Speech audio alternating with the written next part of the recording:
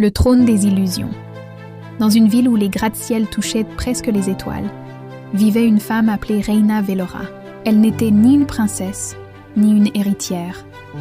Mais tout le monde la regardait comme une reine. Grande patronne d'une maison de mode célèbre, elle était sur toutes les couvertures, élégante, inspirante, rayonnante.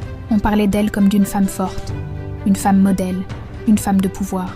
Mais le vrai pouvoir, elle ne le tirait pas de son talent, elle le tirait de ceux qu'elle piétinait. Reina ne cherchait pas des collaborateurs, elle cherchait des instruments, des gens à modeler, à briser, à manipuler. Elle disait souvent « Je vous donne une chance, soyez reconnaissants.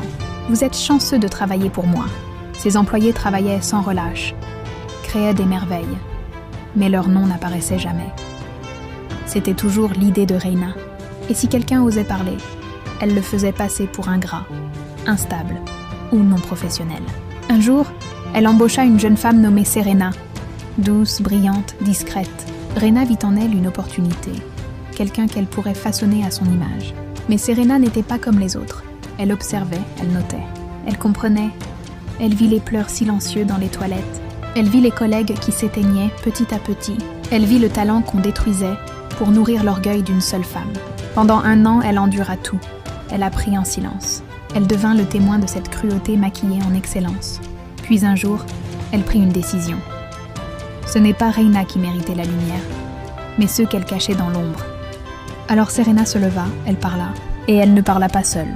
Un à un, les anciens employés se joignirent à elle. Ils témoignèrent, ils racontèrent, ils montrèrent ce qui se cachait derrière les robes de luxe et les discours inspirants. Le scandale éclata. La presse titra « L'impératrice déchue, la reine sans cour ». Reina, furieuse, tenta de se défendre. Elle criait à la trahison, à la jalousie, au complot. Mais plus elle parlait, plus elle s'enfonçait. Les grandes marques se retirèrent, les collaborations s'annulèrent. Ses clients fidèles tournèrent le dos. Et le plus douloureux pour elle, c'est que ceux qu'elle croyait faibles étaient devenus plus puissants qu'elle.